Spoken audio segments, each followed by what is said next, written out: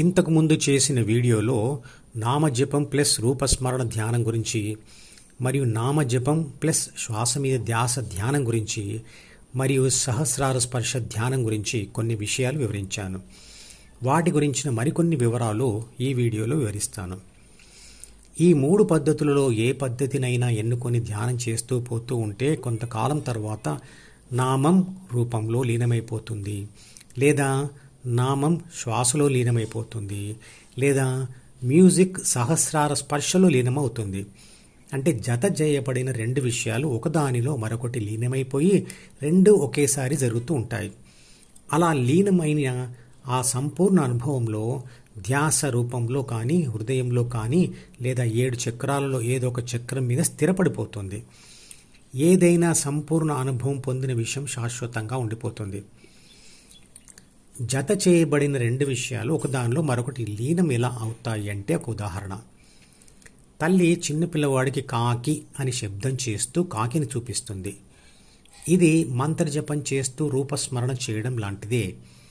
అలా తల్లి చాలాసార్లు చేయడం వల్ల ఆ పిల్లవాడికి కాకి అనే శబ్దం మరియు కాకి రూపంతో సంధానమైపోయి, అంటే లింక్ అయిపోయి, అంటే కలిసిపోయి ఒకే విషయంగా మనసులో శాశ్వతంగా ఉండిపోతుంది. తర్వాత ఎప్పుడైనా కాకిని చూడగానే వాడు కాకి అంటాడో, లేదా కాకి అనగానే వాడికి కాకి రూపం గుర్తుకొస్తుంది.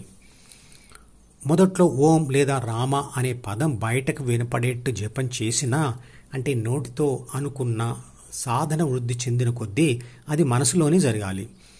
అదేవిధంగా బయట విగ్రహాన్ని పదే పదే రోజు చూస్తూ ఉన్నా సాధన వృద్ధి చెందిన కొద్దీ రూపస్మరణ ఎక్కడ ఉన్నా మనసులోనే జరగాలి. అలా చేస్తూ ఉంటే కొంతకాలం తర్వాత మనసులో నామం రూపంలో లీనమైపోతుంది. మిగతా 2 పద్ధతులలో కూడా ఇలాగే జరుగుతుంది. మొదటి దశలో అంటే శూద్ర దశలో ఉన్న వ్యక్తి తన చుట్టూ సద్గుణాలతో అంటే సత్ప్రవర్తనతో ఉన్న వ్యక్తులను గమనిస్తూ వారిలోని మంచి చెడు గుణాలను విశ్లేషిస్తూ మంచి గుణాలను గుర్తించడం, ఇష్టపడడం, అంటే తాను కూడా వాటిని పొందాలని కోరుకోవాలి.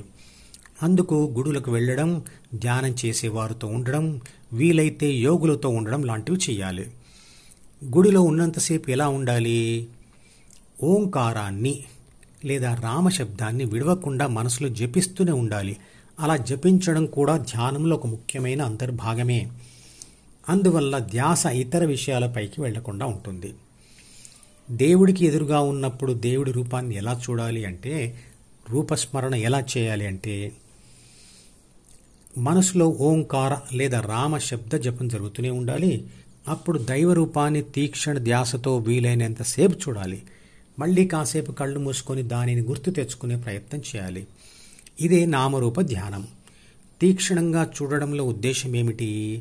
ఈ విషయాల గురించి వచ్చే వీడియోలో తెలుసుకుందాం. ఈ మధుపదం యూట్యూబ్ ఛానల్ వీడియోని సబ్స్క్రైబ్ చేసి గంట గుర్తును నొక్కి ఆల్ని సెలెక్ట్ చేసి ప్రతిరోజు యూట్యూబ్ ఓపెన్ చేసి అడుగున ఉన్న సబ్స్క్రిప్షన్ బటన్ నొక్కితే అన్ని లేటెస్ట్ వీడియోలు చూడవచ్చు.